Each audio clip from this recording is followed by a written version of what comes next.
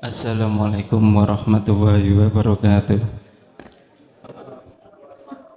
Gus badhe tanglet ini sesuai surat di dalam Al-Quran An-Nahl ayat 93 kalau nggak salah, berbunyi Allah berkehendak ngasih petunjuk dan Allah berkehendak juga menyesatkan hambanya.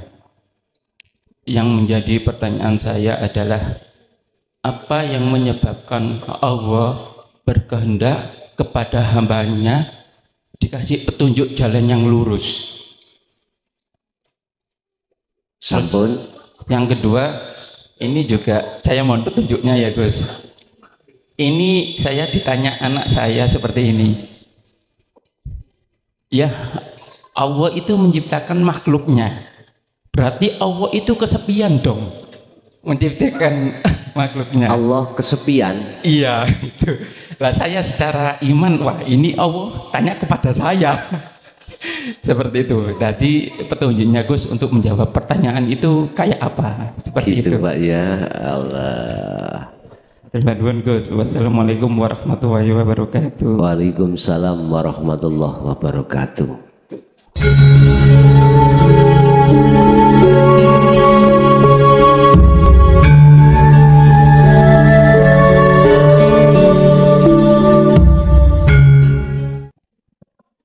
Bismillahirrahmanirrahim. Bismillahi tawakkaltu ala Allah.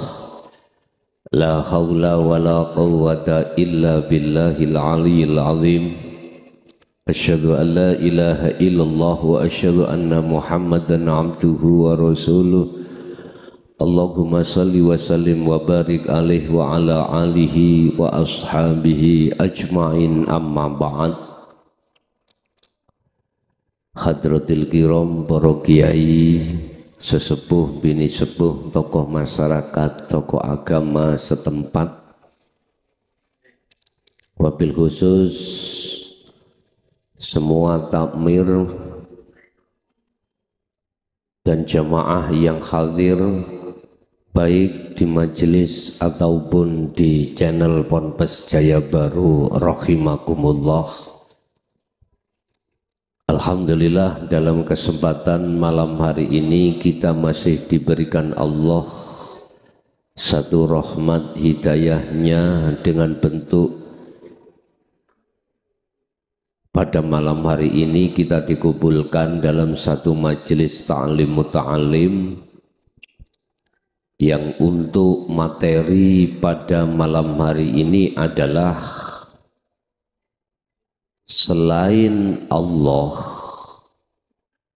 itu tidak akan pernah bisa memberikan manfaat, mendatangkan mudarat. Selain daripada Allah tidak akan pernah bisa memberi manfaat atau mendatangkan mudarat. Hal ini tertuang di dalam surah Yunus ayat 18. Dibuka singgawa HP, paketane yang masih ada dibuka. Yang di rumah bisa ngambil Quran surat Yunus, surat yang ke-10 ayat 18. Tapi sebelumnya saya nyuwun kesepakatan. Kesepakatannya itu adalah pertama, apakah kita manusia mulai zaman Nabi Adam sampai sekarang kita manusia itu makhluk apa kholik? Sampeyan jawab nengati sampeyan sendiri-sendiri. Jawablah itu di dalam hati Anda masing-masing. apakah manusia mulai Nabi Adam sampai kita ini makhluk apa kholik? Itu satu. Yang kedua, apakah selain makhluk manusia, apakah tumbuh-tumbuhan, hewan, malaikat, jin, iblis, atau benda-benda mati yang kita anggap mati, seperti halnya cagak, batu, air, apapun. Apakah itu dikategorikan sebagai makhluk apa kholik? Bapak Ibu hadirin jamaah rahimakumullah. Kalau kita sebut sebagai makhluk, maka ini sarujuk dengan keterangan di dalam kitab Hikam pasal atau makalah 48 kalau nggak salah. Di situ disebutkan yang namanya makhluk itu la haula wala quwata, tidak punya kondisi apapun, juga tidak punya hak apapun, ataupun tidak punya kekuatan apapun. Laksana di depan saya ini ada HP, atau mungkin tak tulis Pak, makhluk berupa si A, makhluk berupa si B, makhluk berupa si C. Statusnya A, B, C itu enggak punya hak untuk hidup, untuk bergerak, untuk apapun. Diringkas di dalam Al-Quran, la haula wala quwata. Pertanyaannya, mungkinkah A itu bisa memindahkan B ke posisi C? Lawong si A itu loh pindah sendiri nggak bisa. Laksana ini HP Pak, posisi kita sebagai makhluk kados barang mati niki, nggak bisa bergerak jikalau tidak ada yang menggerakkan, nggak bisa pindah kalau tidak ada yang memindahkan. Apa mungkin HP yang satu si A ini bisa memindahkan HP si B untuk ke si C? Lawong si A itu loh berangkat pindah sendiri itu tidak bisa. Bapak Ibu, selama ini kita telah tertipu oleh iblis dan tangan-tangan iblis, membikin iman di dalam ruhaniyah kita itu seakan-akan mengakui kita sebagai makhluk yang bisa berperan, yang bisa pindah karena memakai logika.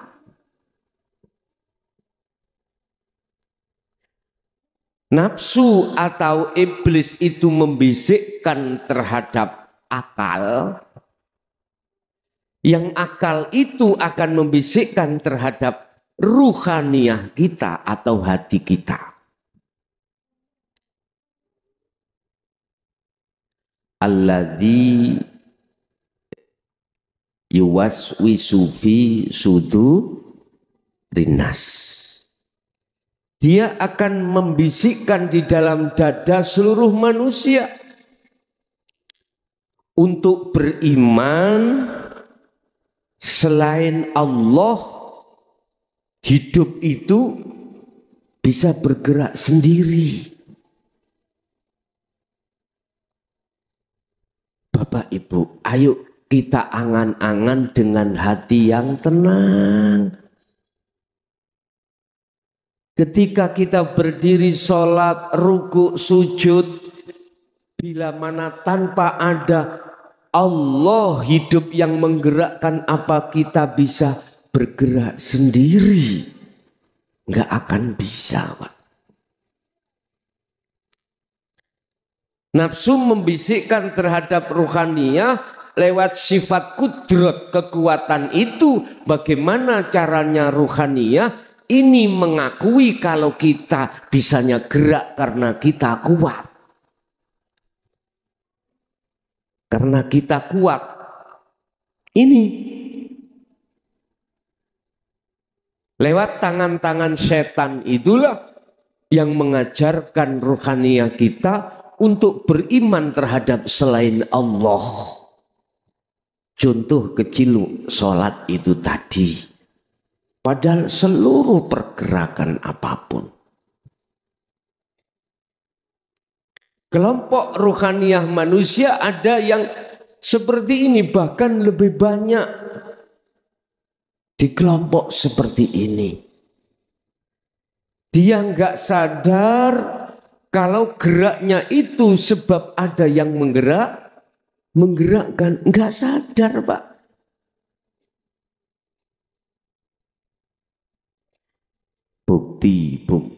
Bukti. Ketika kita sudah meninggal, mengapa nggak mau berangkat sendiri ke kuburan? Mandi nggak bisa, yo dimandikan. Wudu nggak bisa, wudu diwudukan. Sholat nggak bisa, disolatkan. Dikafan. Kelambenan, gak bisa kelambenan, akhirnya wakmudin yang ngelambeni.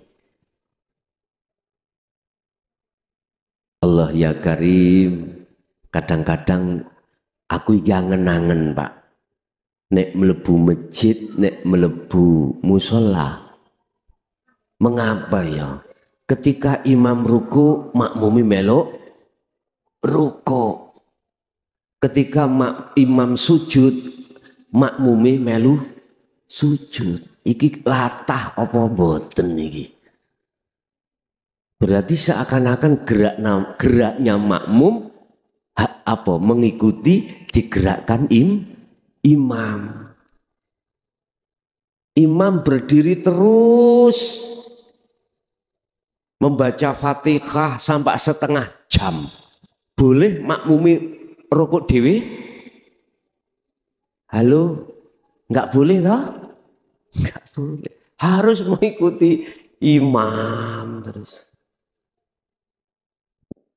Oh, iki ngandung pengertian ya. Yen sak temene makmum gerake iku sebab digerakno imam. Subhanallah. Udah. Kita sepakat kalau makhluk siapapun itu tidak ada yang bisa bergerak, tidak ada yang bisa memberikan manfaat jikalau tidak ada yang menggerakkan. Sepakat nggih? Oke. Monggo dibuka surat Yunus ayat 18. Wa ya'buduna lan podo nyembah wong akeh Iki wong wakeh, Pak. Waya buduna lan podo nyembah sira kabeh akeh wong ruhaniyah niki, bukan jasmani. Saya mengatakan ruhaniyah.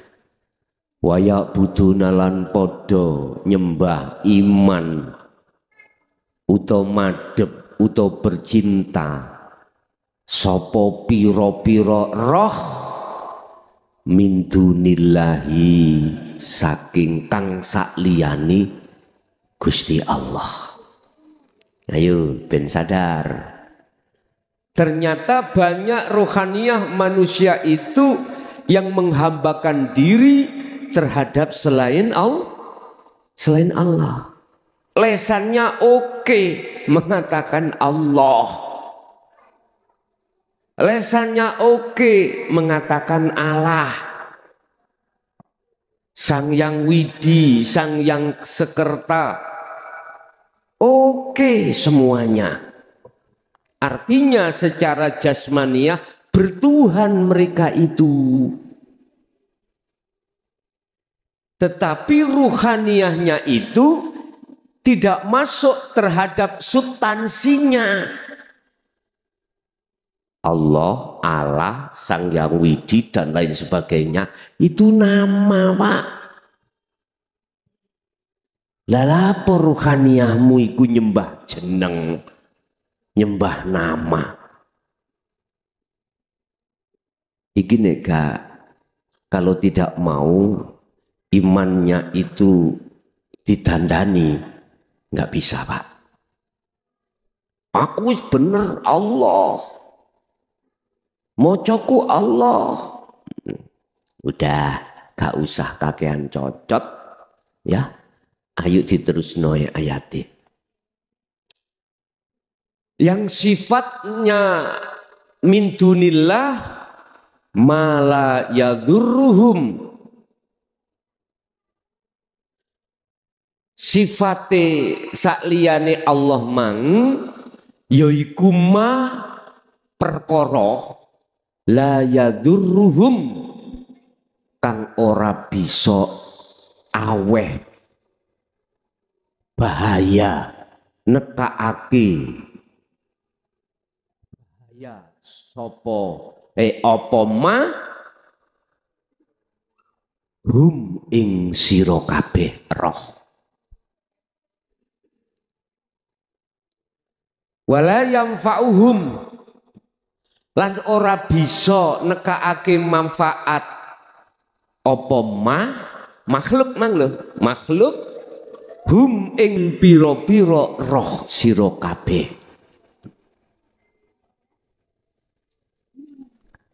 Wa yaquluna lan tetapi lagi padha ngucap sapa roh sing nyembah sakliyane Allah tadi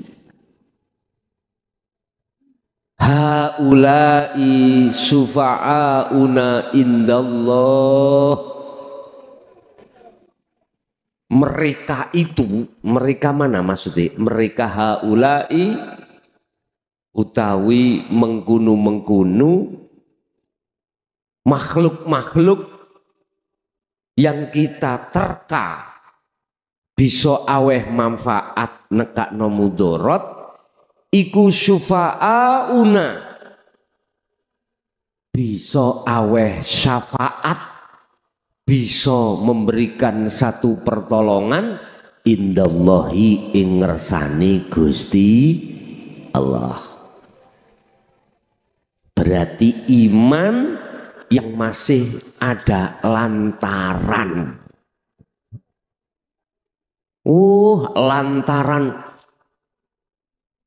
aku moronang mendatangi si B, maka Allah kasih manfaat padaku. Jadi Allah ngelantarno terhadap si B. Lo gitu loh Pak maksudnya. Manakala imanmu itu masih jatuhnya terhadap selain Allah makhluk yang miturut hatimu itu berperan, punya peran, maka siriklah kau. Makanya tak murnekni imane umat Islam khususe, kata Allah, tak murnekni lewat pernyataan aku di dalam Al-Quran ini. Jadi wis untung Pak, Allah itu memurnikan imanmu biar tidak ada perserikatan kesyirikan terhadap selainnya lewat ditampilkan surat Yunus ayat 18. Udah. Terus diterusno Allah oleh dawuh. Kul, katakan Muhammad, atunabbi'unallaha bima la ya'lamu fis samawati wala fil ardi. Sebelum saya masuk di ayat ini, kalimat ini, saya terjemahkan dengan bahasa Indonesia yang mulai awal tadi. Banyak di antara ruhaniyah manusia itu yang punya keyakinan bahwasanya semua makhluk selain Allah itu punya peran.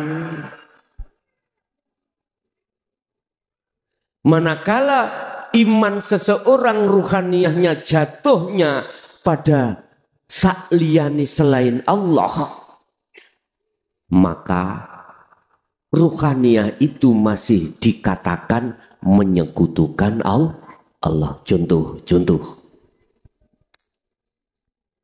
Ini musim hujan Pak. Tadi di berita saya lihat banyak banjir bandang. Terus lagian longsor dikarenakan katanya saking lebatnya hujan. Aku tanya, tanah longsor dari atas ke bawah, longsor itu dari bawah ke atas apa dan atas ke bawah? Hah? Atas ke bawah ya? Oke. Ini Pak, nafsu membisikkan terhadap ruh lewat akal. Apabila tidak terjadi hujan lebat, maka tanah yang di atas itu nggak bisa turun ke bawah. Berarti akal ngomong yang menjadikan longsor itu adalah air. Nggih badan akal Pak. Akal itu tidak mau menerima yang tidak masuk akal. Kalau imanmu jatuhnya di akal Bapak, Ibu, otomatis kau akan menirukan mengikuti bisikan nafsu. Nafsu ngomong, kal, percaya awakmu, percayalah dirimu, yang menjadikan longsor itu adalah air. Ketika iman itu jatuhnya di akal, kemudian nafsu bisikno lewat akal iki mangker ruhaniyah. Ruhaniyah diomong. Akal ngomong, nafsu ngomong lewat akal. Su sama Andre. Ruh, percayalah kau yang menjadikan longsor adalah air. Air sama tanah itu makhluk apa bukan Pak? Makhluk toh ya. Apa mungkin makhluk satu bisa memindah tempat terhadap makhluk lain jikalau tidak ada sesungguhnya yang mempunyai kewenangan? Gak iso. Artinya gini Pak, kalau ruhaniyah kita percaya terhadap bisikan nafsu lewat akal tadi, maka ruhaniyah inilah yang tergolong ruhaniyah yang menyekutukan terhadap Allah. Miturut sudut pandang ajaran Rasulullah di jalur hakikat makrifat.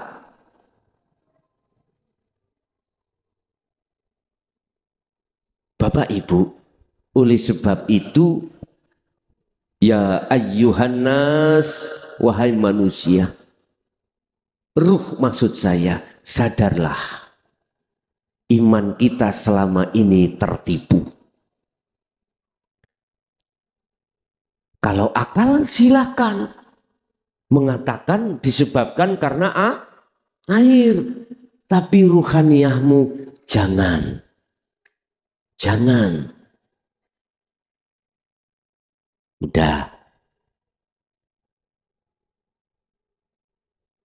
Tapi Pak, mohon maaf, ruhaniyah yang menolak ajaran dinul haq ini beda jawabannya. Apa? Wa yaquluna haula'i sufa'auna indallah. Mereka ini, roh itu ngomong Pak, mereka ini yang nanti menolong aku memberikan syafaat terhadapku indallah, di sisi Allah. Contoh, mohon maaf saya tidak mengurangi rasa hormat saya terhadap teori syariat lendak loh ya. Cuman saya memurnikan imanmu biar tidak menyekutukan terhadap selain Allah, terhadap Allah dengan selain Allah. Selama ini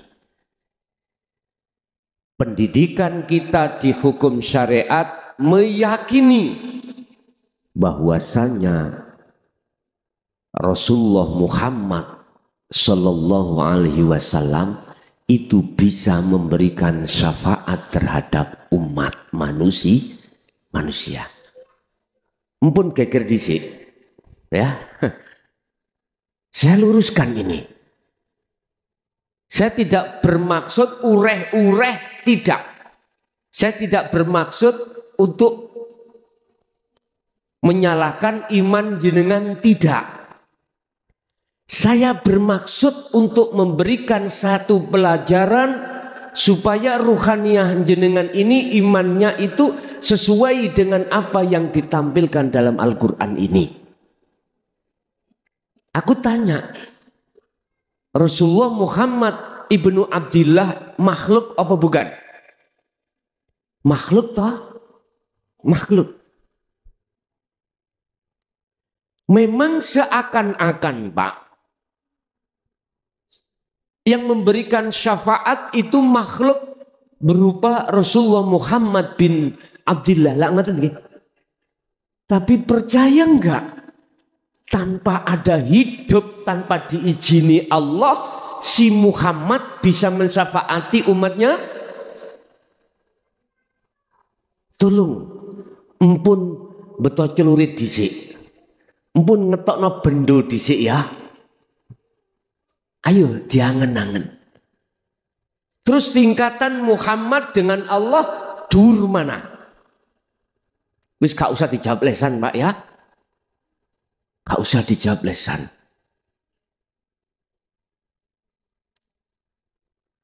Jangan lantas ruhaniyahmu ikut jatuhnya pada makhluk. Jangan. Kalau akal memang iya. Karena fakta di lapangan yang memberikan syafaat itu adalah kanjeng Nabi yang merontokkan tanah dari atas ke bawah secara de facto akal di lapangan. Faktanya memang air dengan dalil manakala tidak ada hujan, nggak ada air, nggak mungkin terjadi longsor. Maksud saya, tempatkanlah iman itu pada tempatnya. Mohon maaf Bu, jenengan nggak ada ingon-ingon wedhus, nggak ada nih, punya ya? Tempatnya di mana? Kandang ya? Apa layak diletakkan di ruang tamu. Halo, layak enggak? Enggak layak toh? Enggak layak. Tolong, imanmu iku ruhaniyah jatuhnya hanya pada Allah. Itu loh maksud saya. Dengan orientasi secara akal, beliau Rasulullah bisa mensyafaati karena diizini oleh Allah. Ngoten lho maksud saya. Tapi lantas bukan berarti Muhammad punya hak mutlak bisa mensyafaati. Enggak. Berarti syafaat itu milik siapa? Aslinya Allah tak? Allah. Itu loh maksud saya. Rasulullah sendiri sudah menyatakan, ini Rasulullah bukan tember-tember loh ya. Bukan nasabnya, bawahannya, bukan umatnya. Innama ana basarum mithlukum. Rasulullah ngomong gitu. Sesungguhnya aku, kata Rasulullah, sesungguhnya saya itu sama dengan kau, bos. Sama manusia. Terus mengapa lantas kau puja, kau puji, kau sembah aku? Sembahlah siapa yang aku sembah. Itu Rasulullah kepribadian. Sehingga Rasulullah membawa satu ayat. Ani'budullaha wajtanibut taghut. Lihat ini.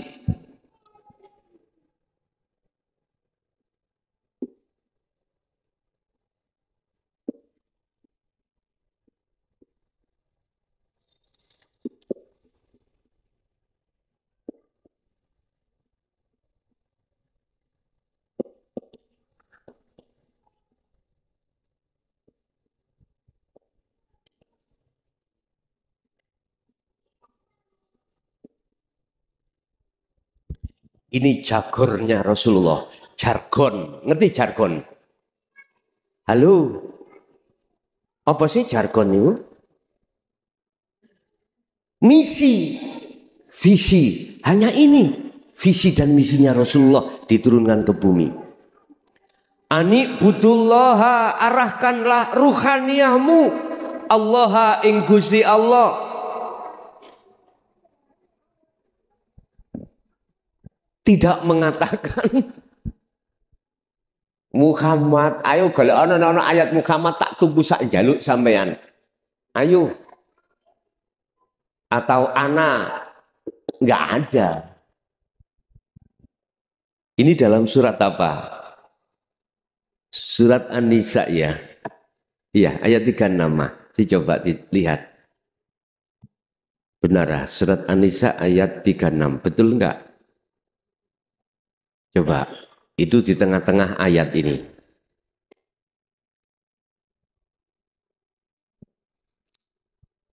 Ani'budullaha, beliau itu mengajak umatnya ruhaniyah untuk selalu menyembah, bercinta, menghambakan diri, bermakrifat pada Allah. Benar. Wajtanibut taghut, jargonnya yang kedua, tinggalkanlah at-taghut, perkara-perkara selain Allah. Artinya konteksnya ini iman. Jangan kau beriman terhadap selain Allah, jangan kau beriman terhadap selain Allah, imanlah hanya pada Allah. Allah yang kami maksud bukan nama, dulur. Bukan.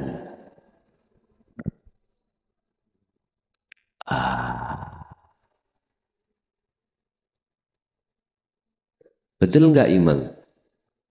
Hah? An-Nisa 36. Betul? Oh, An-Nahl. Yang ini kini gak dikoreksi. An-Nahl ayat 36. Nguni ku cek ngerti kuit ngantuk apa ora.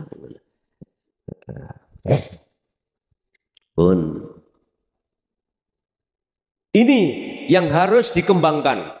Ajaran yang murni ini harus disampaikan di tengah masyarakat. Mohon maaf Pak, resiko memang luar biasa ketika membahas ayat ini secara terang-terangan seperti itu. Nah terus yang memberikan syafaat siapa? Jatuhnya imanmu itu hanya pada alladzi hidup. Yang hidup itu di mana-mana dan tidak kemana-mana. Baik di dalam maupun di luar air tadi. Walaupun tidak secara akal datangnya air hujan,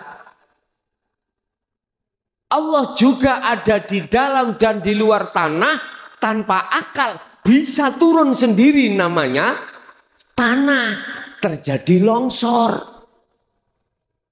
Gak mampukah Allah melakukan hal itu? Mampu. Makanya jangan sok kita terima dengan akal, dengan iman. Baru Anda akan mengalahkan akal ini. Lah yo, saya ini punya anak 7 Pak. Punya anak 7. Saya kerja di diskotik, gajian saya 10 juta 1 bulan. Saya hitung-hitung kebutuhan secara akal ya. 10 juta terhadap keluarga saya. Yus pas-pasan. Luwih yo sedikit gitu aja. Dalam 1 bulan. Coro akal. Terus jenengan menawari kula, Gus mau kerja sebagai pembersih masjid. Masjid napa niki? Al Hidayah. Napa mboten? Bayarane gur mung 1,5 juta. Wis. Diskotik saya kerjanya luar biasa Pak. Tiap hari mangku purel. Wis minuman keras dan lain sebagainya. Terus jenengan nawari saya, akal mesti jawab tidak. Karena nanti gak cukup untuk kebutuhan rumah tangga. Lah gitu toh. Ayo, dia anak wasing gelem. Di mana ada orang yang mau kerja gaji 10 juta asalnya, terus disuruh pindah gaji hanya 1 juta. Akal mana yang mau? Gak ada yang mau Bapak. Gak ada yang mau. Tapi kalau Anda terima dengan iman loh Pak ya. Apakah Allah gak mampu mencukupi keluargamu hanya orang 7. Terus bagaimana ikan di lautan yang tidak ada yang pernah membuat makan? Itu loh hidup semuanya. Ikan di lautan siapa sih yang kasih pokpan ada tak? Nggak ada. Masuk akal enggak? Begitu kok bisa besar? Tolong, kalau sudah kita ngaji tentang masalah ruhaniyah, lepasan akalmu. Jangan kau terima di akal. Kalau sudah kita ranahnya ke Allah, hanya dengan iman Pak. Baru bisa itu terjadi. Wa may yattaqillaha yaj'al lahu makhrajan wa yarzuqhum min haitsu la yahtasib. Barang siapa yang betul-betul ruhaniyahnya itu duduk di makrifat Allah. Apa? Di situ Allah katakan makhrajan. Allah akan menanamkan hatimu tidak ada rasa khawatir.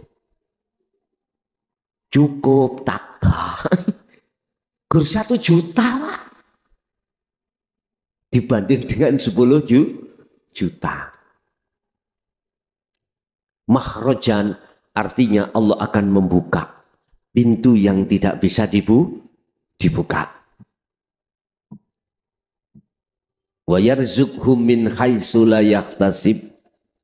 Allah akan memberikan sesuatu yang kau butuhkan yang datangnya tidak kau sangka.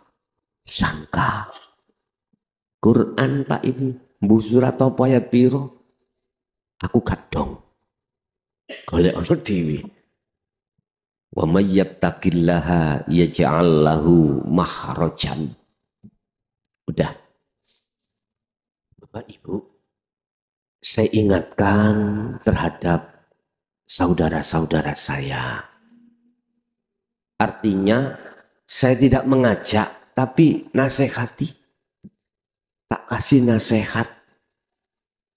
Sudah benar imanmu ketika saat belum mengenal dinul haq secara akal bahwasanya Rasulullah yang bisa memberikan syafaat secara akal, secara sudut pandang syariat.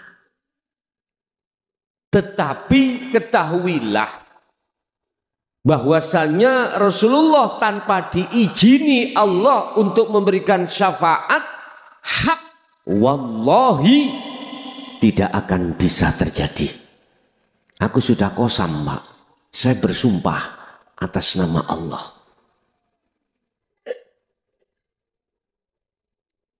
Oleh sebab itu,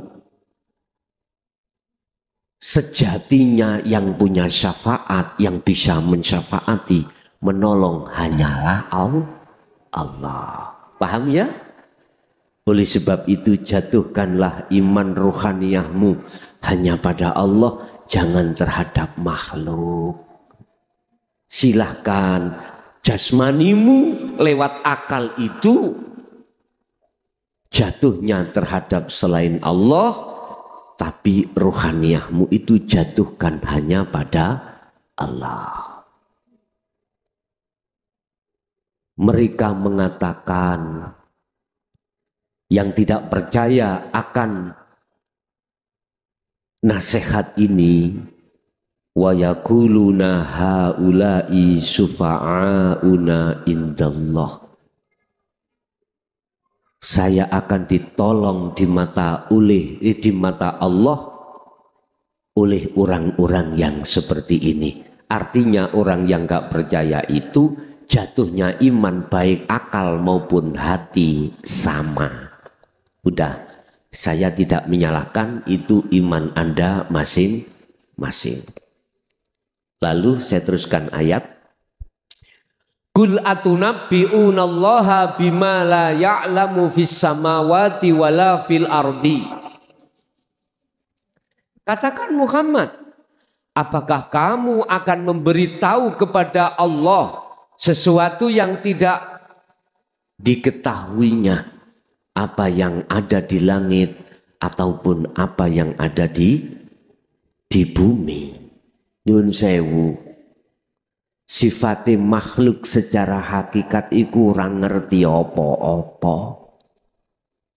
Contoh saya, jikalau dalam diri saya itu beriman, alim ini datangnya dari saya, ilmu ini datangnya dari saya, jelas mukhlason iki ruhaniyahnya menyekutukan Allah.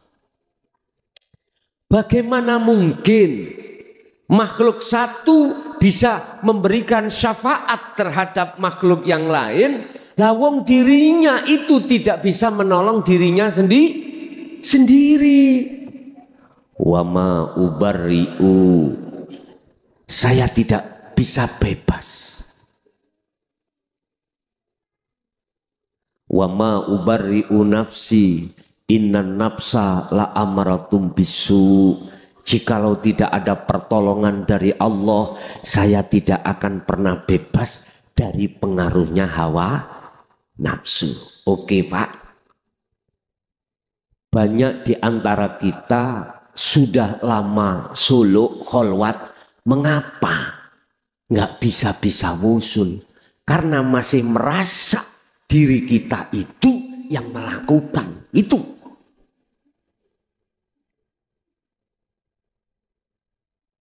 Bagaimana mungkin kau akan bisa memberikan syafaat pertolongan terhadap orang lain, memberikan petunjuk terhadap orang lain, lah wong dirimu itu loh tidak bisa menunjuki dirimu sendiri. Lah gak mungkin Pak, alias mohal. Itu sifat manusia, hakikatnya seperti itu Pak. Laksana gini Pak, secara mudah bisa kau terima akal. Saya buta secara jasmani. Apa mungkin saya bisa menuntun orang yang buta sama-sama buta untuk menuju satu tujuan yang benar? Gak mungkin Pak. Wes iki logika ya, bisa diterima. Ruhaniyah pun juga begitu. Jadi Rasulullah mengatakan, saya tidak akan pernah bebas, selamat dari nafsu manakala tidak ada pertolongan dari Allah.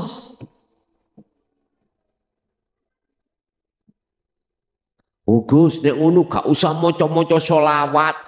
Yo tidak seperti itulah, enggak Pak. Saya tidak mengcancel apa keimanan jenengan selama ini, enggak. Cuman saya luruskan supaya rohaniyahmu itu tidak kesasar gitu loh maksud saya. Ya silakan membaca solawat itu terus sampai kapanpun. Tapi tak nasihati ketika kau bersolawat, ruhaniyahmu jatuhnya hanya pada Allah, otomatis harus bertajalli. Paham? Wis nek ngono Gus gak katik sembayang, gak katik nyapo-nyapo, gak katik nyapo-nyapo. Wong kita katanya gak bisa apa-apa. Sik tak takoki. Kuwi tak gemei rokok biasa rokokan gelem gak? Purun. Oh ya keliru awakmu nek ngono. Wetengmu luwe nggih, kile dhuwit gawe tuku mangan. Oh nggih kula trimone. Keliru nek kuwi mangan. Lah terus sing bener ya apa? Gini lho Pak ya. Gregeten aku rek. Laku yang ada kaitannya dengan jasmani loh ya. Apa yang dibutuhkan secara jasmani. Silakan seperti air mengalir. Sing kerja silakan kerja. Kerjanya di mana itu kau lakukan. Cuman ruhaniyahmu jatuhkan pada iman yang benar. Siapa yang mempekerjakan kau, yang menggerakkan kau siapa? Jatuhkan ruhaniyahmu hanya pada hidup. Itu loh maksud aku. Supaya hukum sebab akibat itu berjalan dan tidak meninggalkan hukum yang hakiki, hukum yang mutlak milik Allah. Itu loh maksud saya. Jadi yang punya kumpulan sholawat habis ngaji itu terus bayar, ya jangan. Gus, saya itu yo kalau kumpul ambek bojo saya itu lali terhadap Allah. Wis gak usah kumpul. Ya aja ngono. Ya temui Allah dikala kau mengumpuli istrimu. Jangan lantas kau tinggalkan, jangan. Di situ ada Allah enggak? Pasti ada lah. Kau milih penailaan. Kau pilih penaknya saja laan. Meneng tidak mau gumbulan ambek keluarga, gak mau bekerja. Udah lungguh terus gini Pak. Ambek ngitung wedi nih. Tapi mangan doyan, lu tak jejeki no. Kalau begini terus, ya mestisan kau gak usah mangan. Milih enak itu tiba wong-wong iki. Paham maksud saya ya? Rasulullah itu tidak pernah melarang terhadap hak asasi umatnya. Bahkan Rasulullah itu tidak punya sakit hati tatkala ada umatnya yang menolak ajaran beliau. Enggak, Pak. Tapi pernah, Pak, hatinya sempit, pernah susah. Dasarnya karena mesakno. Kasihan terhadap umatku. Kaifa ummati ya Jibril. Sing nolak ajaranku setelah tak tinggal besok bagaimana? Ini, Pak. Sempat beliau itu manahipun hatinya itu sempit. Akhirnya langsung ditegur Allah. Dalam surah apa? Buka di dalam surat Al-Hijr. Ayat 94 sampai 99. Ketika Rasulullah memberikan ajarannya dinul haq dengan terang-terangan ini. Terang-terangan Pak Rasulullah. Gak singit-singitan. Awalnya memang sembunyi-sembunyi, tapi ketika turunnya surat Al-Hijr 94 sampai 99, terakhir Al-Hijr itu sampai 99 ayatnya. Beliau mengalami kaum terpecah menjadi dua. Pertama ada yang menerima, kedua menolak. Beliau sudah dijuluki adalah Al-Maksum. Makrifatnya itu sudah sempurna. Makanya jangan heran ketika umatnya menolak, beliau itu melihat Allahnya yang menjadikan menolak itu. Bukan semata-mata karena umatnya makhluk itu, enggak. Bagaimana ketika saat malaikat Jibril melihat secara syariat umatnya menolak ajaran ini dan Muhammad itu dicaci maki bahkan dihantam oleh kaum Taif dengan kotoran unta. Enggak tega nak malaikat Jibril. Muhammad, kaum Taif saya habiskan aja karena menolak ajaranmu. Bagaimana beliau? Jangan. Dia memang belum mengerti. Siapa tahu nanti dia sadar, siapa tahu keturunannya itu menjadi pengikut setiaku. Begitu Rasulullah. Beda dengan umat-umat sebelum Rasulullah Muhammad ini. Wong gak dikasih sodoran terhadap malaikat nyodorno. Ya Allah, Nabi Yunus termasuk siapapun. Hanguskan saja umat-umat sing nolak ajaran yang benar ini. Akhirnya apa Pak? Dihanguskan. Itulah alasan mengapa Nabi dan Rasul selain Muhammad itu tidak bisa mensyafaati umat. Rasulullah yang sudah sempurna aja pernah terjadi sempit hatinya. Sempitnya bukan karena dia itu sakit hati, enggak.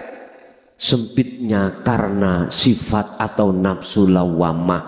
Kasihan Pak, kasihan. Ya Allah kasihan. Akhirnya ditegur Allah, Muhammad, jangan sempit dadamu.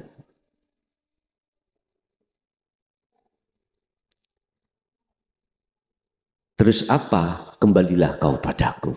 Sesungguhnya semuanya itu juga karenaku. Lah, tapi Rasulullah bukan lantas ruhaniyah kemakrifatannya itu jatuh. Enggak Pak. Karena maksum beliau itu sudah akhirnya dikembalikan pada Allah semuanya. Terus bertanya dalam surat yang terakhir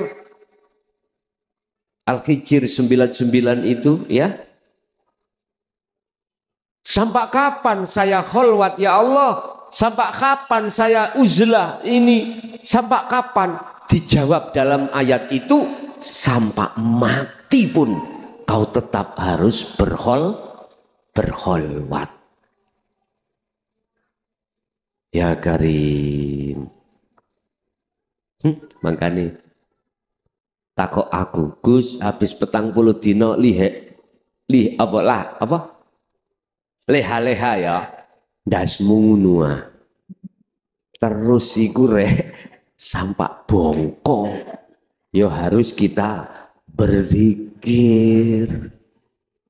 Tetap mengalirlah sesuai dengan air mengalir kemampuan dalam dirimu masing-masing. Bon. Subhanahu maha suci.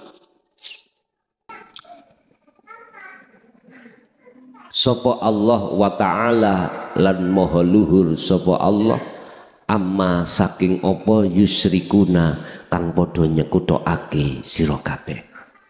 Walaupun Allah kau sekutukan ya. Itu tidak akan mengurangi atas kemurnian kesucian Allah, tidak. Walaupun kita tidak menyembah Allah, itu tidak akan menjadikan kurangi sifat ketuhanannya Allah. Lho ngoten lho iki. Berarti manfaatnya kita anibudullaha wajtanibut taghut itu kembali pada diri kita masing-masing.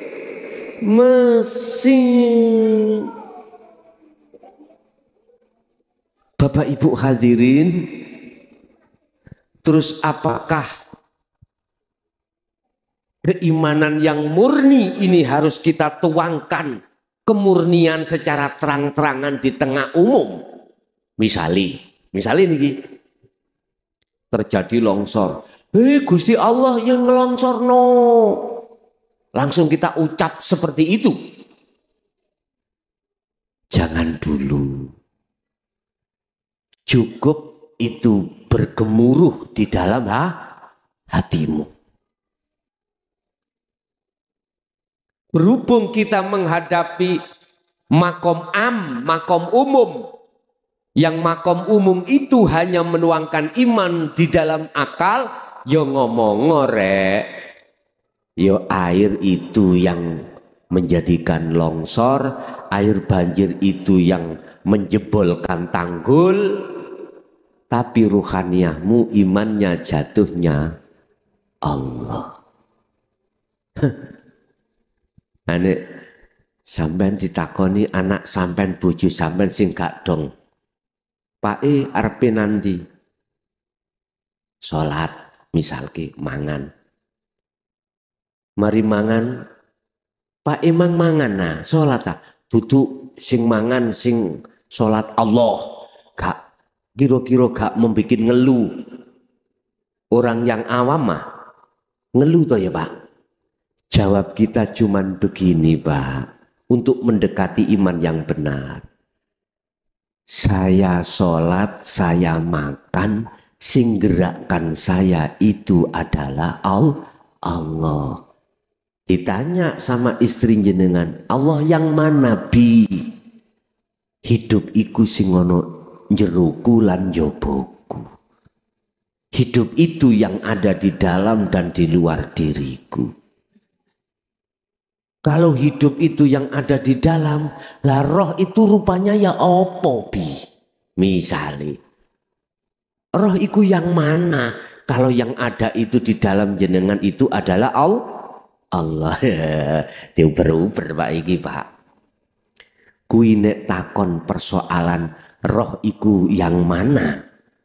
Roh itu tidak ada bagi jenengan yang sudah makrifat datang Gusti Allah. Sama halnya begini, tak masukkan di akalmu paham. Sebelum air hujan sampai di lautan tetap itu air hujan. Tapi setelah air hujan itu turun jelek di lautan, mana sebutan air hujan? Enggak ada. Itulah laksana Anda tadi, innalillahi, datangnya dari Allah, kembalinya wa inna ilaihi raji'un. Terus sing kewendel takok ngene. Kalau itu dari Allah, berarti roh iku Allah yo. Nah iki. Wis gelut Pak suwe-suwe ngene iki. Anda tidak akan pernah paham kalau Anda belum terlibat langsung sudah turun menjadi air laut. Kalau kita bicara ruh, ya bukan Allah lah Pak, ruh itu. Gitu loh. Loh, terus kapan kita itu tidak menyebut nama ruh itu kapan? Ketika ruh itu sudah kembali kepada Allah. Selama ruh itu belum bisa kembali kepada Allah, selama itu yusik disebut makhluk jenenge roh. Pertanyaan Pak luwih kejem. Bagaimana caranya dengan mudah saya itu tahu sebetulnya wujudnya Allah itu bagaimana? Iki serem tambahan nggih, serem. Oke, Pak. Takon tak jawab-jawab dewe. Lho, biar apa jenenge? Cair gitu loh. Gini Pak, aku tanya, kita sebagai makhluk aslinya ada atau tidak ada? Jelas tidak ada. Adanya kita sebab ada yang mengadakan. Siapa yang mengadakan? Yang maha ada.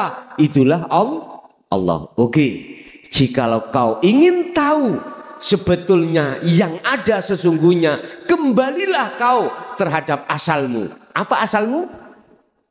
Tidak ada. Jikalau kau sudah kembali pada aslimu tidak ada, berarti kau tidak merasa ada. Kalau tidak merasa ada, berarti kau tidak merasa yang melakukan. Kau tidak merasa yang melihat, tidak merasa yang mendengar, tidak merasa yang ngaji, tidak merasa yang soge, tidak merasa yang alim, tidak merasa yang berjabat, tidak merasa yang tinggi. Karena kau sudah tidak. Ketika detik-detik Anda sudah kembali kepada asalmu, maka bagimu akan nyatalah yang ada. Innallaha, sesungguhnya Allah itu al-haqqul mubinun. Hak benar, al-mubin yang nyata. Mengapa kita mengatakan Allah gak nyata? Karena kita masih merasa ada. Ngono lho jomblomu. Ngerti jomblo? Begitulah sifat manusia itu. Apa angel nggih? Balik nang mriku, gak angel. Wis ngene ae. Belajar turu. Tidurlah kau. Nanti jikalau kau tidur, akalmu sudah gak ada. Gak ada. Dan kau merasa tidak ada sudah. Bangun-bangun awak seger. Ya. Ngeluh-ngeluh hilang Pak. Subhanallah. Saya kalau memakai dalil akli Pak, akal. Gak mampu Pak bandawino keluyuran sobo embong. Gak mampu. Jasadku gak mampu Pak. Lagian saya itu makan 2 kali udah cukup Pak. Sebetulnya itu. Tapi secara imun jelas nggak mampu Pak. Nggak mampu. Tapi iman yang kita pergunakan, alhamdulillah sampai detik ini masih bertahan.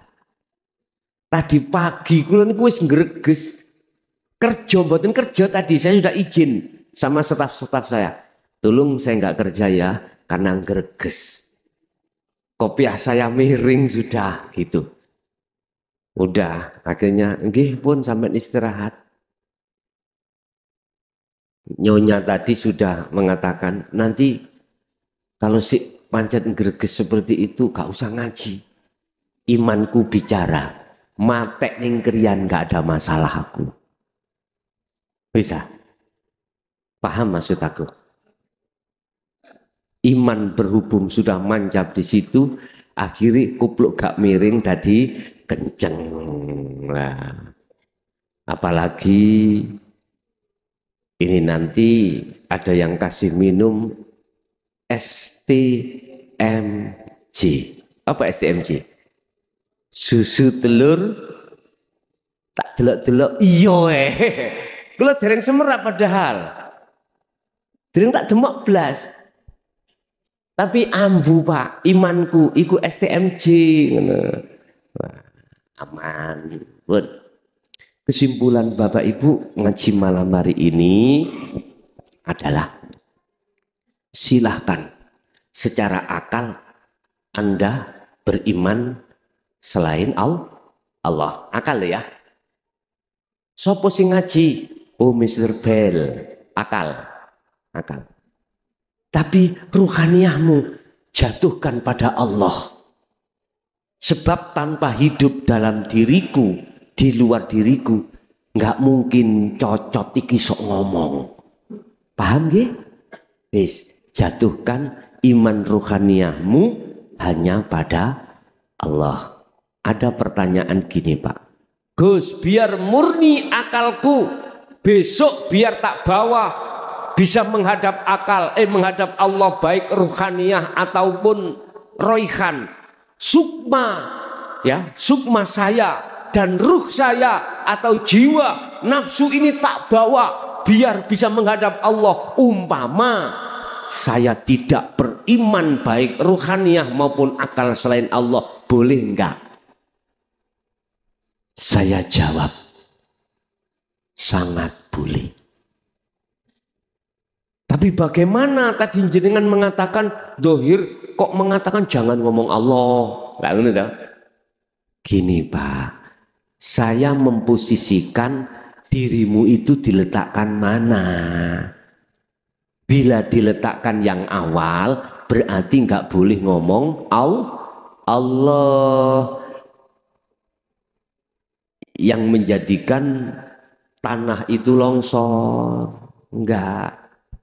Tapi kalau Anda diposisikan iman jopo jeru seperti ini, silakan. Tapi resikonya ya ngono kuwi, seperti Siti Jenar, seperti Al-Khalat. Akhirnya Anda dituduh ngaku-ngaku sebagai Allah. Berhubung kita mayoritas melihatnya itu dari sisi akal Pak, makhluk moto dohir melek, menuduh Siti Jenar, menuduh Al-Khalat, makhluk ngaku-ngaku jadi Tuhan. Tapi Anda tidak akan pernah bisa ruhaniyahmu melihat hidup pada Siti Jenar ataupun Al-Khalat. Inilah persoalannya, mengapa sampai detik ini kita umat Islam khususnya yang masih bersimpuh di dalam syariat saja menolak. Di situ persoalannya.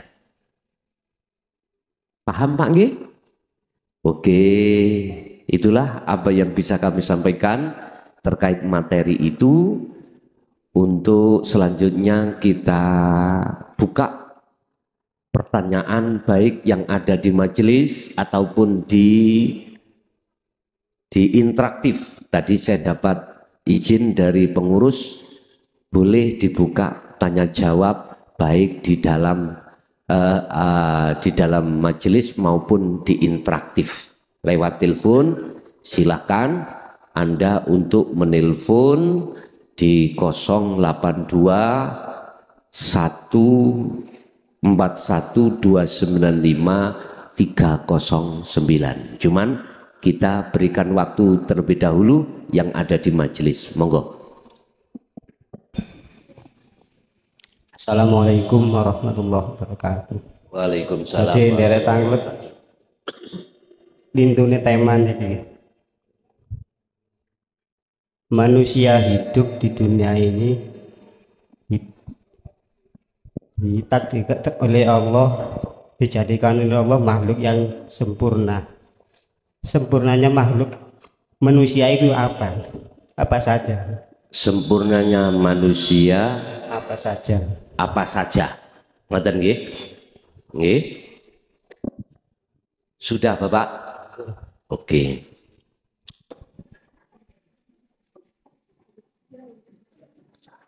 Innal insana sak temene manungsa iku, ayatnya mengatakan ahsani takwim, sesempurna-sempurna manusia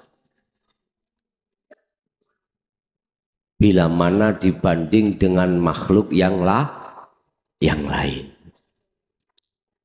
Lah, tingkat kesempurnaan manusia itu diletak mana saja? Ini pertanyaannya, Pak ya.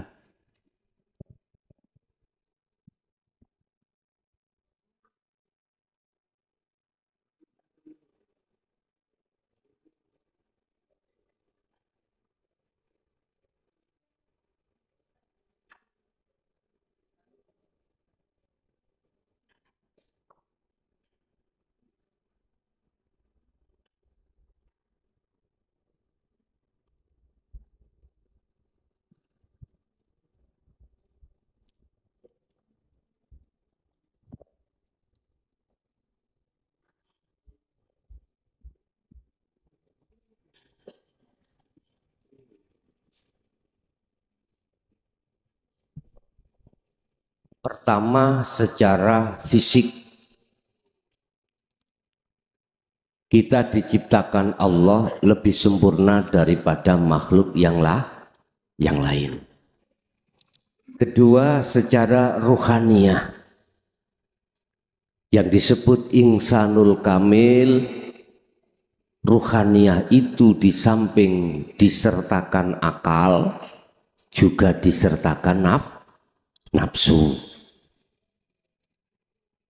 Kalau kita bicara tentang masalah kesempurnaan secara syariah seperti itu. Cuman saja kalau sedikit kita tarik dari secara hakikat, yang disebut sebagai kesempurnaan manusia itu manakala fi ahsani takwim, kesempurnaan Anda itu manakala sudah sampai pada Allah yang disebut wa inna ilaihi raji'un. Ingat, inna lillahi, dari Allah, sesungguhnya itu semuanya dari Allah. Akhirnya bernamalah roh, bernamalah jasad, bernamalah insanul kamil. Terus Anda ingin wa inna ilaihi raji'un, maka harus memfanakan, menafikan nama-nama ini tadi. Yang muaranya masuk hanya ada sang yang hidup. Ini. Ketika manusia dihadapkan pengajaran untuk supaya bisa kembali kepada negeri asal, banyak yang menolak disebabkan karena dirinya terpengaruh dengan nafsu dalam dirinya yang mengatakan bahwasannya selain Allah itu menjanjikan, maka ruhaniyah kita itu tidak mau keluar dari jebakan nafsu. Inilah yang kami sebut sebagai ruh yang terkunjoro, nafsu yang menjadi budaknya ruh yang menjadi budaknya hawa nafsu. Surat Ibrahim ayat 3 dikatakan, nafsu atau iblis dan tangan-tangan iblis wa yastahibunal hayata dunya alal akhirah, membikin kesenangan dunia ini dihidangkan terhadap ruh supaya ruh ini mengatakan dan bercinta terhadap kesenangan dunia, sehingga seakan-akan ruhaniyah itu hidup selama-lamanya dengan kesenangan dunia. Kalau ruhaniyah sudah masuk dalam jebakan nafsu yang seperti itu, alal akhirah, secara otomatis akan melalaikan Allah Subhanahu wa ta'ala. Otomatis. Jadi kesempurnaan manusia itu, kalau saya pandang dari kacamata syariat, yang ada di jasad kita itu lebih sempurna daripada komponenannya jasad itu, Pak ya, daripada makhluk yang lain. Dan atau di situ kita manusia ruhaniyah ini tidak dibekali akal, juga dibekali nafsu. Kata Rasulullah, barang siapa yang ruhaniyahnya ini terkuasai oleh nafsu, ulaika kal an'am balhum adol. Di Quran dikatakan mereka ini seperti hayawan, bahkan lebih sesat dari hayawan. Iku konteksnya syariat. Barang siapa yang ruhaniyah itu dikuasai dengan akal, maka dia derajatnya lebih tinggi daripada malaikat. Terus lantas bagaimana keterangan yang di atas tadi, Gus? Kalau jatuhnya iman di akal, itu juga jatuh di ruhaniyah, kok tersesat? Sebab akal itu tidak mau menerima apa yang menurut akal itu tidak bisa diterima. Tolong kita jangan lupa sejarah Ajazil, iblis itu kan malaikat asal muasal. Wa idh qala lil malaikati inni ja'ilum fil ardi khalifah. Sebelum Allah menciptakan Adam, Allah itu berkata terhadap seluruh malaikat, satu yang tidak setuju. Wahai malaikat, aku mau menjadikan makhluk di muka bumi ini yang disebut manusia untuk menjadi khalifah, pemimpin. Ajazil iki, Pak, ada yang mengatakan Banul Jan, gak setuju. Mengapa dia gak setuju? Aba wastakbar wa kana minal kafirin. Dia merasa ada yang nyaingi, Pak. Karena di dalam dirinya ada hasud, ada riya, ada takabur. Jadi sampean kalau melihat setan gampang. Gampang, Pak. Selama ini sampean sudah tahu setan itu yang mana? Belum tahu, nggih? Oh, niku sing wonten kuburan, gandol niku. Sundel bolong, dudu iku. Allah tuangkan tentang setan di dalam surah Al-Baqarah ayat 208. Innahu lakum aduwwum mubin. Sesungguhnya setan itu musuhmu yang nyata. Jengleh. Kembali pada ayat, olehnya Ajazil, Banul Jan iku menolak rencana Allah menjadikan Nabi Adam sebagai khalifah manusia, karena di dalam diri Ajazil iku ono sifat takabur, sombong.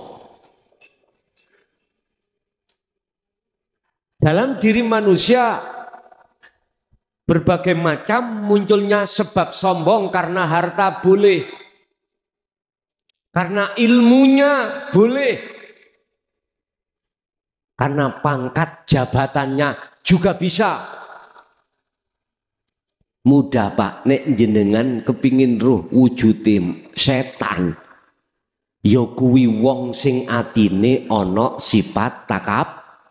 Ya kuwi lah di situ.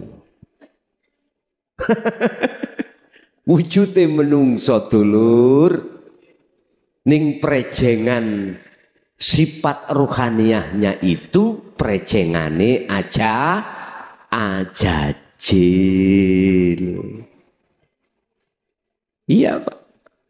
Kadang kita itu Pak nyun sewu lagi isok maca Quran fasih titik ngono bayo.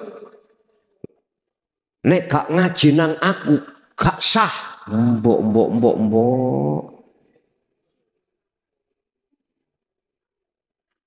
Makharujul hurufnya itu gak bener, tajwidnya gak bener. Salah. Sik kait dadi kiai langgaran wis wani ngono ya. Mohon maaf, kita sik lagi bisa tuku sepeda Mega Pro, bahkan apa? Sing Harley ya. Sing paling sing gede nih apa nih Pak? Waduh. Waktu melaku ono riak, pamer. Nang ati, maksudku gak nang jasad. Ono rasa takabur. Duitku akeh. Sik lagi iso tuku montor ya Allah ya Karim.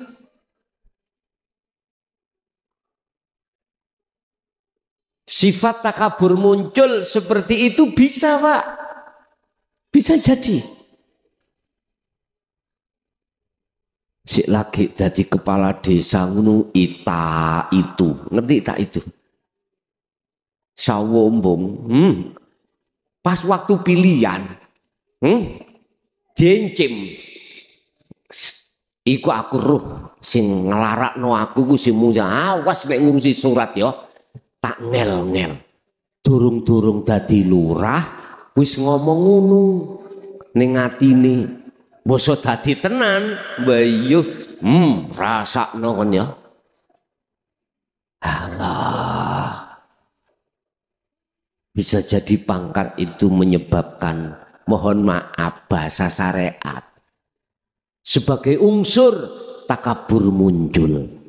Iblis mang yang ngono. Nggak kepingin Pak ada yang lebih tinggi daripada iblis pada saat itu. Nggak kepingin. Akhirnya tetap Allah menjadikan manusia pertama kali adalah Nabi Adam. Akhirnya Allah mengutus seluruh malaikat untuk bersujud pada Adam. Perintah. Bukannya tunduk nang makhluk Adam ndak. Jenengan perintah sholat, tapi bukan berarti jenengan iku ngedep watu, enggak. Ngerti watu Mak? Makanya lah. Gak diperintah menyembah di situ. Diperintah hanya menyembah pada Allah. Berhubung iblis iku takabure digedhekno, maka nggak bisa Pak menerjemahkan ke bahasa mutasabihat itu nggak bisa. Bapak Ibu hadirin, itu mungkin ya jawaban dari kesempurnaan manusia ada di situ. Secara hakikat merekalah yang sudah sampai kembali pada asal muasalnya. Orang Jawa mengatakan itulah sangkan paraning dumati. Ya, ada lagi?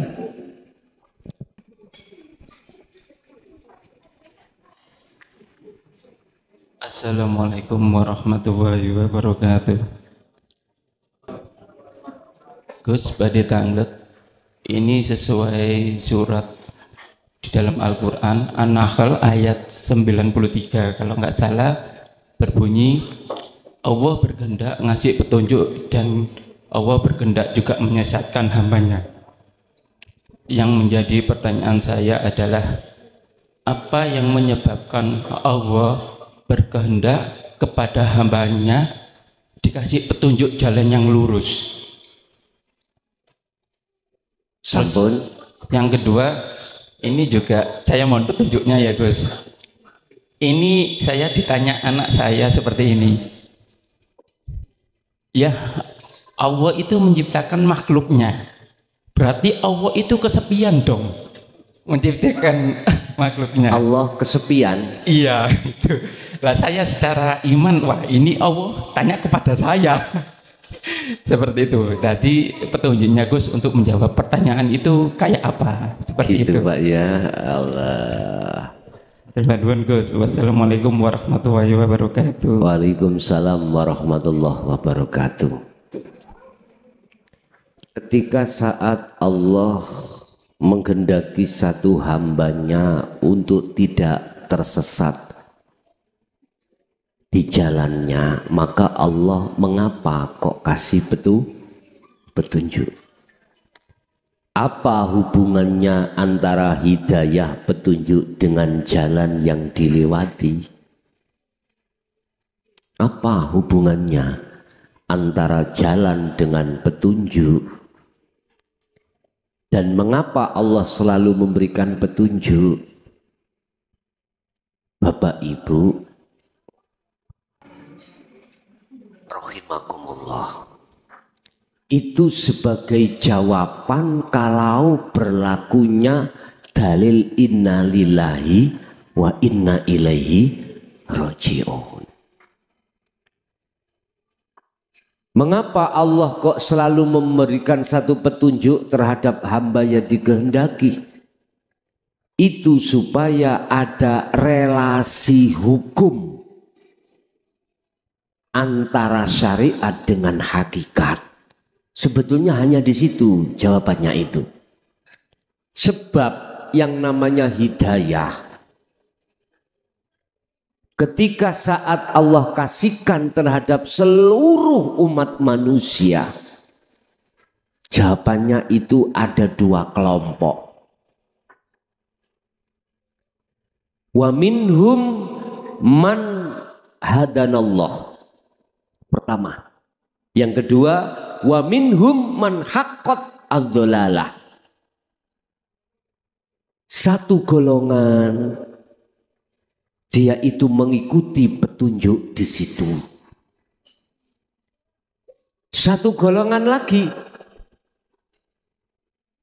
bersikukuh hatinya dalam kesesatan. Mengapa dia bersikukuh dalam kesesatan? Apakah dia tahu kalau itu sesat? Tidak tahu, Pak. Tidak tahu. Banyak di antara ruhaniyah kita sebagai manusia yang tidak terasa kalau kita disesatkan nafsu dalam diri kita masing-masing. Banyak sekali. Sehingga sawaun alaihim a'adzartahum am lam tundirhum la yu'minun. Ketika saat didatangkan satu petunjuk, dia tidak percaya kalau itu petunjuk. Sama Pak dengan apa materi saya tadi loh. Allah kasih petunjuk bagaimana iman kita, ruhaniyah itu jatuhnya hanya pada Allah. Ada golongan yang tidak percaya karena merasa dirinya yang sudah dapat petunjuk. Melihat secara fisik. Makanya nek ngaji babakan hal seperti ini, ayo diangen-angen dengan iman, jangan diakal. Satu saja kalimat, bisakah kita kumpul di sini tanpa ada yang mengumpulkan secara mutlak, yaitu Allah? Kalau imanmu yang menjawab pasti jawabnya karena Allah. Kalau akalmu yang menjawab, pasti kau akan berbagai macam jawabannya. Yo, sebab sepedaan motor. Oh, yang pakai mobil-mobil. Oh, yang berjalan kaki karena kekuatan diriku. Sifat aku egoismenya kuat sekali. Susah untuk dilogrokkan, itu susah. Bukan perkaranya yang tersesat itu belum pernah dikasih Allah petunjuk. Sudah. Cuman wa minhum man haqqat adzolalah. Dia tetap hakikatnya itu suka di dalam bersikukuh di dalam kesesatannya. Sehingga sedikit-sedikit ngomong makhluknya, sedikit-sedikit ngomong uangnya, sedikit-sedikit kalau tidak karena jabat aku, tidak karena macam-macam. Pasti seperti itu, Pak. Imannya jatuh di makhluk. Udah. Yang kedua, ketika anak bertanya terkait pencintaan Allah terhadap makhluknya itu, apakah Allah kesepian? Bapak Ibu, inilah masuk di dalam makalah yang tadi saya katakan. Ketika Allah menciptakan manusia, andai kata sedunia itu tidak ada yang menyembah, itu tidak akan menghilangkan, mengurangi rasa ketuhanannya Allah. Tidak. Dan juga tidak akan mengurangi rasa kesucian dalam diri Allah itu sendiri. Gampangane ngomong, cek ono gaini lur wek. Cek ono gaini. Bukan persoalannya Allah itu kesepian. Justru kemurnian dalam satu iman itu qul huwallahu ahad. Tidak ada yang lain. Sifat keesaan Allah itu mutlak. Dan Allah tidak pernah mempunyai keinginan bahkan berserikat terhadap selainnya. Gak pernah dalam hal menyelesaikan segala hal apapun. Gak pernah Allah minta tolong terhadap lainnya. Tidak di mata Allah. Loh, kalau tidak mau minta pertolongan terhadap selainnya, Allah itu tidak pernah berserikat terhadap selainnya. Lah kok muncul malaikat Israel disuruh mencabut nyawa? Apakah itu tidak merupakan satu bentuk kalau Allah itu gak iso tandang gawe dewe, gak kuasa sendiri? Loh, caramu melihat itu keliru, bos. Keliru. Kui mengatakan itu pekerjaan makhluk, mengatakan pekerjaan malaikat atas dasar diperintah Allah kan sebab melihat makhluknya. Coba kau melihat hidupnya di dalam dan di luar malaikat. Hidupnya itu siapa? Kita tarik terhadap sifat wajibnya Allah 20 termasuk hayat. Hayat itu maknanya hidup. Itu sifatnya siapa hidup itu? Allah. Selain Allah nggak punya hak sifat hidup. Apakah tidak sadar dirimu wahai manusia, hidup yang ada di dirimu itu sesungguhnya Allah? Kok malah kau mengatakan, merampas, mengakui aku hidup sebab dihidupkan Allah? Berarti ada dua hidup, ada hidup kecil, ada hidup besar. Berarti ono urip loro. Lah nek ono urip loro apa gak tukaran? Ada pemimpin dua, katakanlah Apa gak tukaran presiden loro? Nek wakil ada Pak. Presiden mutlak yang berwenang hanya tunggal, hanya satu. Gak ada yang lainnya. Sama Allah juga begitu. Gak ada yang lain. Siapa di sini yang suka badminton, Pak? Ada yang suka? Sepak bola? Coba kasih bola 2. Kasih bola badminton 2, suruh main. Bingung mboten? Bingung. Dalam kesebelasan sepak bola, coba kasih bolanya 2. Tukaran mboten? Tukaran.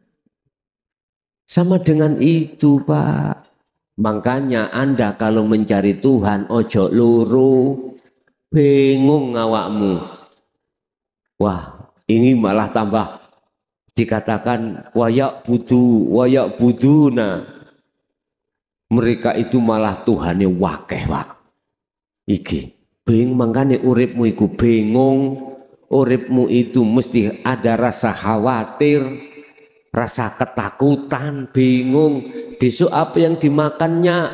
Gak ono Mas, bumbu-bumbu ora ono, tidak ada. Beras sudah habis.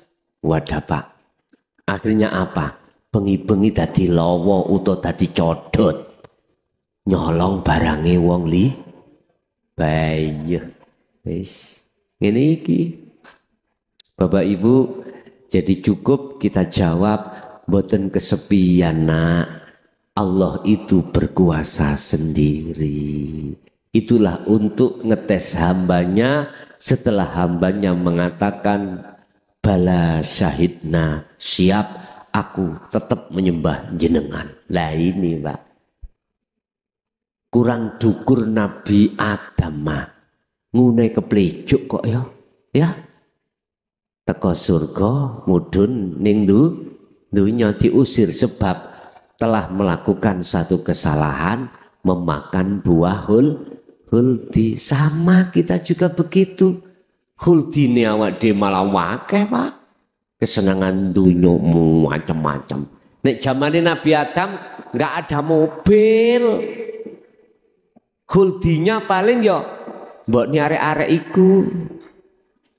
Ngerti mbok ni arek-arek?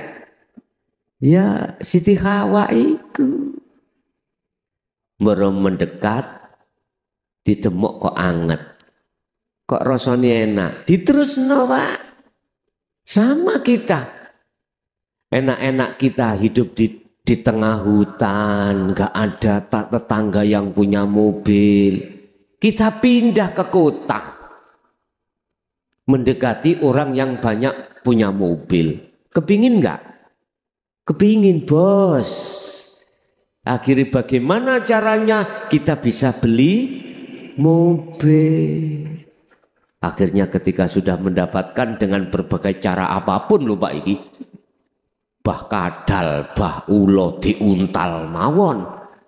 Bah aspal ya diuntal mawon. Yang penting tujuan saya hasil. Kalau sudah hasil bagaimana? Wahai manusia, ingatlah apa yang kau inginkan. Allah tidak melarang, tapi ketahuilah semuanya itu pasti tidak akan pernah menolongmu dan pasti kau tinggalkan. Nggih mboten? Pasti. Kesadaran itu Pak akan muncul kebanyakan manakala hatta idza ja'atumus sa'atu baghtatan. Perkara yang mengagetkan itu datang baru sadar. Apa? Kemati. Akhirnya Allah dawuh. Qala dawuh sapa Allah al-kasebu utawi kasep. Kasep le sudah waktunya sudah habis. Begitu. Oke, mungkin ada lagi kami persilakan.